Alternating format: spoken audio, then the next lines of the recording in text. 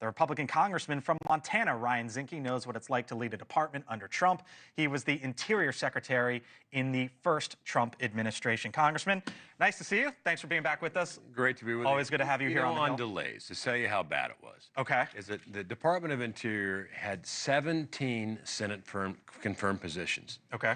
In 2 years as an Interior Secretary, I had 7 of 17 in. My predecessor, 2 weeks.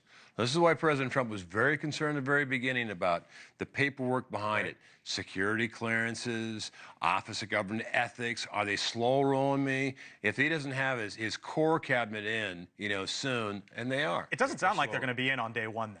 So how big of a problem is that? Well, they'll have some acting, but we have real problems in this country. Right, and I would say the security team around him should be in on day one. There's no controversial cabinet members that have gone through the confirmation hearings. From your perspective? Well, let's look at Pete Hegseth. Knocked it out of the park. Even the Democrats go, you know what? He's not only capable, but he's the right guy for the right job at the right time. I think there were, even on this show, some Democrats were a little upset with how Democrats handled that hearing and the lines of attack that they... That's right. And Doug Burgum. You can't find a better pick. And these guys are all-star. They're very good. And they were prepared. You saw the confirmation hearings. In many cases, they were more prepared than their adversaries, trying to sling mud on them. Is that offshore executive... Trump wants to drill, baby, drill, right? Is that offshore executive order that Joe Biden signed in the final... what is it, last week or so? Is it a problem? It is a problem. There was a lower court ruling that said, based on a 1950s law, that once a president puts something off limits, another president can't. I think that can and will be successfully challenged. But, on offshore oil, I did a review of everything. And there's 3 things. One, you have to have a resource source. You have to have oil. So states like Washington, California, the entire East Coast, don't worry. There's nothing of interest out there. Secondly, you have to have participation from the state because the state owns state waters. So you got to transport that resource across state onshore. And if the state doesn't want it, it's not going to happen.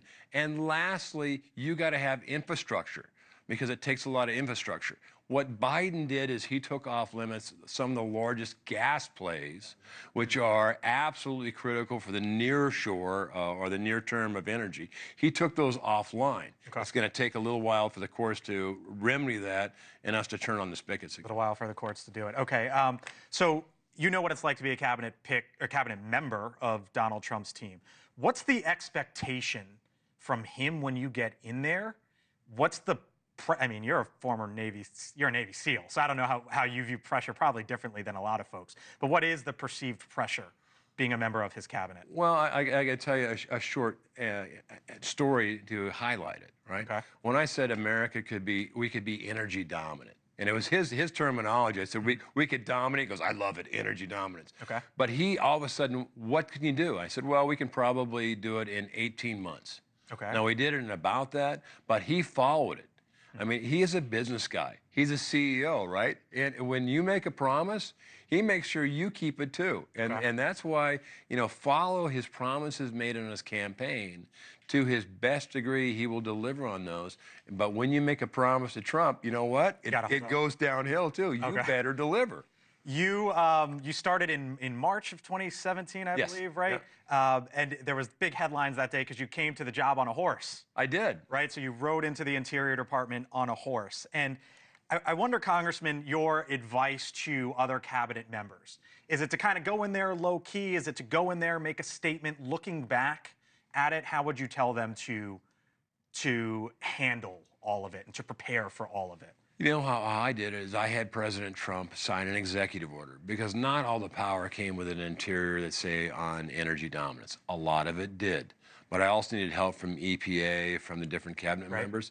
And I had him sign an executive order to give me guidance and also give the other cabinet members to make sure we're on the same page. And that's exactly what he's doing right now. He's going to issue a number of rescissions, but he's also going to issue some very, very strong... Spicer just said north of 100 executive orders in the upcoming days. Is that what you're hearing? That's what I'm hearing. Some of them are going to be rescissions, I'm sure, of existing regulation under his authority. But others going to be, this is what you're going to do. And my advice to the cabinet members is do exactly what you said you can do and be fearless about doing it. Got to leave it there. Congressman Ryan Zinke. My pleasure.